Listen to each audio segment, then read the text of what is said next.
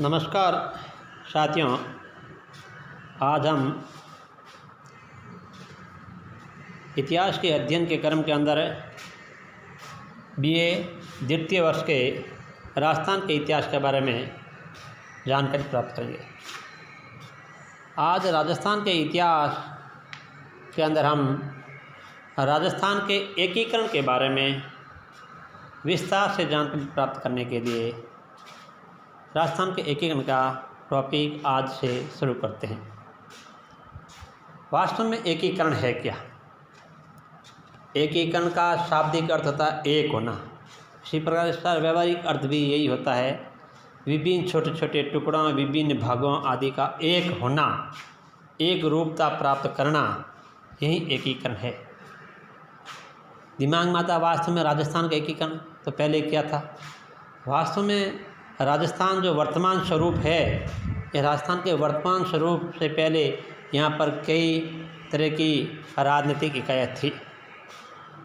जो आज का राजस्थान है, इस आज के राजस्थान के अंदर भारत की स्वतंत्रता से पहले और 1 नवंबर 1956 से पहले राजस्थान के स्वरूप में कुछ परिवर्तन था और वर्तमान का राजस्थान तो एकीकरण के उपरांत ही बना। तो हम इस श्रृंखला के अंदर राजस्थान के एकीकरण के क्रम के अंदर विस्तार से अगले 3-4 क्लासों के अंदर एकीकरण के बारे में हम बारीकी से जानकारी प्राप्त करेंगे। और आज हम राजस्थान के एकीकरण टॉपिक शुरू करते हैं। वास्तव में ये दिमाग में प्रश्न आता है कि वास्तव में ये एकीकरण है क्या, क्यों आवश्यकता पड़ी, पहले क्या था? इतिहास एक परिवर्तित धारा है। इतिहास एक परिवर्तित धारा है। वास्तव में जो राजस्थान का वर्तमान स्वरूप दिखाई देता है, इस राजस्थान के वर्तमान स्वरूप का रूप है जो 1 नवंबर 1956 में है। उससे पहले राजस्थान के अंदर इस वर्तमान भूभाग में कई तरह की राजनीतिक इकाइयाँ थी। इन राजनीतिक इकाइयों मुख्यतः 3 भागों में बांटा जाता है। एक तो रियासत, एक ठिकाने और एक केंद्र शासित प्रदेश। जो राजस्थान का वर्तमान स्वरूप है, इसके अंदर स्वतंत्रता के समय 19 रियासतें, 3 ठिकाने और 1 केंद्र शासित प्रदेश था। वास्तव में ये कैसे 19 रियासतें, 3 ठिकाने और 1 केंद्र शासित मिलकर राजस्थान का वर्तमान स्वरूप बना और क्यों बना? इसके लिए हम देखते हैं कि भारत की स्वतंत्रता का जो आंदोलन चला था, इस भारत की स्वतंत्रता के आंदोलन के क्रम में ही भारत को स्वतंत्रता मिली। और स्वतंत्रता मिली उस समय जो भारत स्वतंत्रता अधिनियम था, उसकी धारा 8 के अंदर रियासतों और ब्रिटिश प्रभाव को ख़त्म करने की धारा थी। तो इसी के तहत वहाँ से जब रियासतों का अधिकार अंग्रेज़ों से स्वतंत्र हो जाती है, तो रियासतों को अपने आप को स्वतंत्र कर दिया गया था। केंद्र शासित प्रदेश और ब्रिटिश प्रांतों पर तो ब्रिटिश सरकार का सीधा शासन था। ब्रिटिश प्रांतों और केंद्र शासित प्रदेशों पर तो ब्रिटिश सरकार का सीधा प्रशासन था, लेकिन रियासतों और ठिकानों के अंदर उनका सीधा शासन नहीं था। उन्होंने अपने प्रशासन के दौरान ही रियासतों और ठिकानों को अपने अधीन रखा था। नियम अंग्रेजों का थे, वहाँ का प्रशासन चलाने का हक ठिकानेदार या रियासत के राजा महाराजा नवाब आदि को था। तो जैसे ही भारत की स्वतंत्रता के आंदोलन के क्रम के अंदर भारतीय स्वतंत्रता अधिनियम पारित हुआ, उसके बाद में भारत का आज़ाद होने का जो स्वरूप था वो था केवल ब्रिटिश प्रांत और केंद्र शासित प्रदेश। लेकिन जो रियासतें थी, जो ठिकाने थी, उनको स्वतंत्र कर दिया गया था। अर्थात रियासतें अपनी इच्छा हो तो भारत में मिले या पाकिस्तान में मिले या स्वतंत्र रहे, ठिकाने अपनी इच्छा हो तो भारत में मिले, पाकिस्तान में मिले या स्वतंत्र रूप से रहे। इसी क्रम के अंदर सरदार वल्लभ भाई पटेल ने अपने अथक प्रयासों के द्वारा इन रियासतों का भारत में विलय, राजस्थान का एकीकरण, मध्य प्रदेश का एकीकरण, क्योंकि आसपास की रियासतों से हुआ था, इनके मिलकर के वर्तमान स्टेट मिले हैं जो बने हैं, वो इसका यही आधार है। तो स्वतंत्रता के समय राजस्थान कई रियासतों में विभक्त था।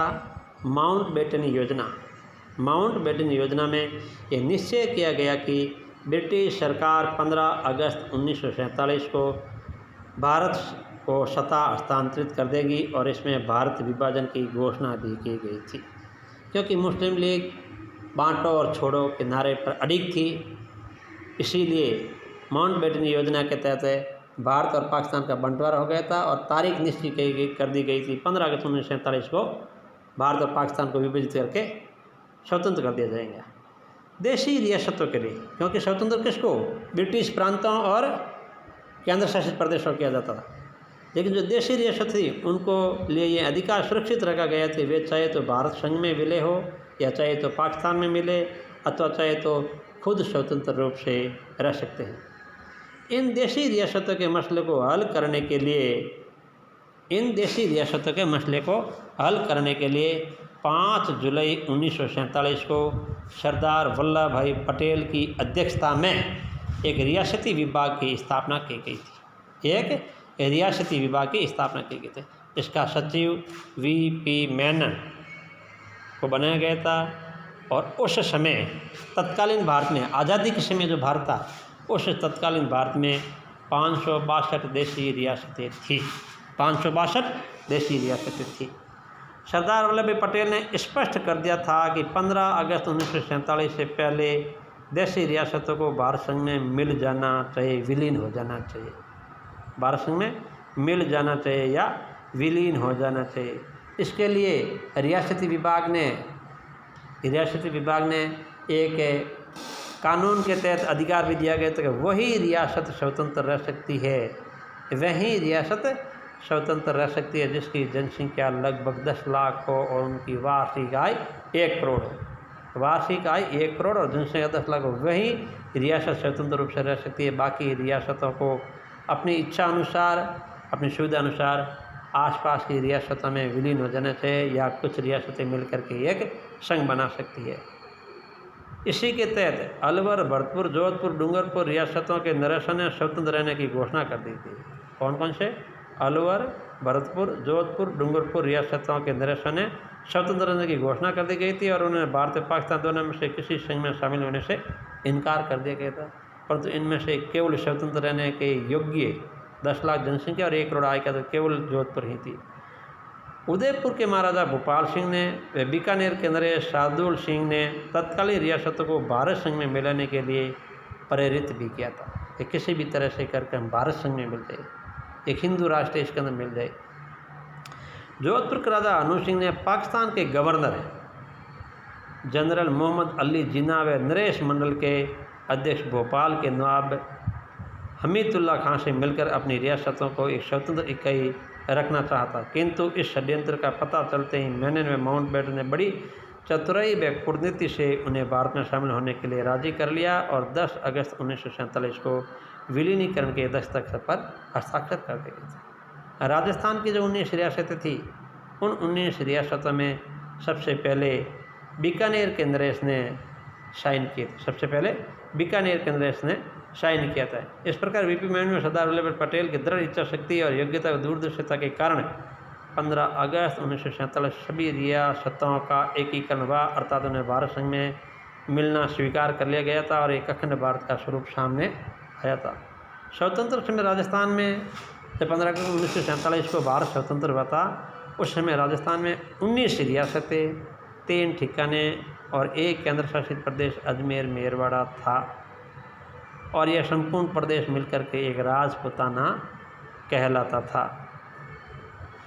मध्यकाल में राजपूत शासकों ने इस राज्य पर विविध नामों से अपना कब्जा कर लिया था एवं इस समूचे भाग को अपने अपने वंश का स्थान देकर विशेष रूप से अनुरूप अपने वंश के अनुसार अपने नामों से उनकी संज्ञा दे दी गई थी। जब अंग्रेज़ों ने संपूर्ण भारत पर अधिकार कर लिया तो उन्होंने शासन सुविधा के लिए उपयुक्त विभिन्न देशी राज्यों, जिनमें अधिकांश में राजपूत राजा थे, को इकाई मान करके संपूर्ण प्रदेश को राजपूताना कहने लगे थे। अर्थात ये नामकरण अंग्रेज़ों के द्वारा दिया गया था। 1858 से लेकर 1947 तक यही इस भौगोलिक भाग का मुख्यतः नाम राजपूताना ही रहा था।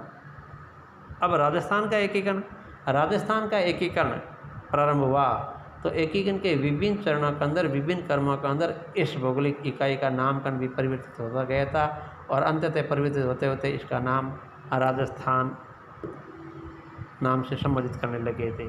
तो राजस्थान के एकीकरण की प्रक्रिया 18 मार्च 1948 अर्थात भारत की स्वतंत्रता से लगभग 8 महीने के बाद में 8-9 महीने के बाद में 18 मार्च 1948 को राजस्थान का एकीकरण शुरू होता है, जो 1 नवंबर 1956 को 7 चरणों में पूरा होता है। राजस्थान के इस एकीकरण में कुल 8 वर्ष 7 माह और 14 दिन का समय लगता है। राजस्थान के इस वर्तमान स्वरूप में जो देशी रियासतें थी वो निम्न थी और उस समय उसके नवाब, उसके राजा महाराजा निम्न थे। पहली रियासत टोंक। टोंक राजस्थान की एकमात्र मुस्लिम रियासत थी, एकमात्र मुस्लिम रियासत थी और इसके नवाब थे अजीजुद्दौला। फिर है झालावाड़। झालावाड़ के शासक हरीश बहादुर थे। झालावाड़ के शासक हरीश बहादुर थे। ये राजस्थान की सबसे नवीन रियासत है। फिर बांसवाड़ा। बांसवाड़ा रियासत के शासक थे चंद्रवीर सिंह। चंद्रवीर सिंह ने राजस्थान में जब रियासत का विलय किया गया था उसमें चंद्रवीर सिंह ने कहा था कि मैं अपने डेथ वारंट पर हस्ताक्षर कर रहा हूँ। फिर है डूंगरपुर। डूंगरपुर के शासक थे लक्ष्मण सिंह। डूंगरपुर के शासक थे लक्ष्मण सिंह। फिर है प्रतापगढ़। प्रतापगढ़ के शासक थे प्रताप सिंह। फिर है किशनगढ़। किशनगढ़ के शासक थे सुमेर सिंह। फिर है कोटा। कोटा के शासक थे भीम सिंह। शाहपुरा। शाहपुरा के शासक थे सुदर्शन सिंह। यह शाहपुरा रियासत राजस्थान की सबसे छोटी रियासत थी। राजस्थान की सबसे छोटी रियासत थी। फिर बूंदी। बूंदी के शासक बहादुर सिंह। उदयपुर या मेवाड़। उदयपुर रियासत इसके शासक थे भोपाल सिंह। इसके शासक थे भोपाल सिंह। यह राजस्थान की सबसे प्राचीन रियासत थी। फिर जोधपुर। जोधपुर के तत्कालीन शासक थे हनुमंत सिंह। बीकानेर के शासक से शार्दुल सिंह। अलवर के शासक से तेज सिंह। धौलपुर के शासक से उदयभान सिंह। भरतपुर और धौलपुर ये जाट रियासतें थी। भरतपुर के शासक थे बरजेंद्र सिंह और करौली के शासक थे गणेश पाल सिंह। जयपुर के शासक सवाई मान सिंह द्वितीय। और फिर जैसलमेर के शासक थे जोहार सिंह। जैसलमेर शासक थे जोहार सिंह और एक रियासत थी सिरोही। इन रियासत में सबसे प्राचीन रियासत मेवाड़, सबसे नवीन रियासत झालावाड़, क्षेत्रफल की दृष्टि से सबसे बड़ी रियासत जोधपुर, इसे मारवाड़ भी कहते हैं, और क्षेत्रफल की दृष्टि से सबसे छोटी रियासत थी शाहपुरा, और जनसंख्या की दृष्टि से सबसे बड़ी रियासत थी जयपुर, और जनसंख्या की दृष्टि से सबसे छोटी रियासत थी वो थी शाहपुरा। सबसे छोटी थी शाहपुरा, अर्थात क्षेत्रफल जनसंख्या इसमें सबसे छोटी रियासत थी वो तो शाहपुरा, और क्षेत्रफल में सबसे बड़ी जोधपुर और जनसंख्या सबसे बड़ी जयपुर थी। एकमात्र मुस्लिम रियासत वो टोंक थी। राजस्थान के एकीकरण के समय बांसवाड़ के महाराज चंद्रवीर सिंह ने अपनी रियासत का राजस्थान में विलय करते समय विलय पत्र पर हस्ताक्षर करते समय कहा था कि मैं अपने डेथ वारंट पर हस्ताक्षर कर रहा हूँ। राजस्थान में भरतपुर और धौलपुर जाटों की रियासत थी। टोंक मुस्लिम रियासत थी। अन्य सभी रियासतें अर्थात 16 रियासतें राजपूतों की रियासतें थी। अन्य सभी राजपूतों की रियासत थी और 3 ठिकाने थे। उस समय 3 ठिकाने चीफशिप थी। पहला ठिकाना था वो था कुशलगढ़, जो वर्तमान में बांसवाड़े के अंदर स्थित है। इसके शासक थे हरेंद्र सिंह। दूसरा ठिकाना था टोंक लावा के अंदर स्थित है, और उस समय दूसरा ठिकाना था लावा जो टोंक में स्थित है और उस समय जयपुर में था, और तीसरा ठिकाना है वो है नीमराना जो वर्तमान में अलवर में स्थित है, और उसके शासक थे बरजिंदर सिंह, और एकमात्र केंद्र शासित प्रदेश था वो था अजमेर मेरवाड़ा।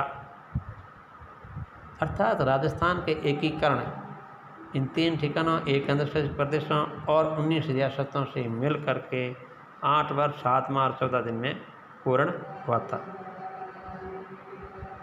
अब इस 8 माह 8 वर्ष 7 माह और 14 दिन कर कुल 7 चरण हुए थे।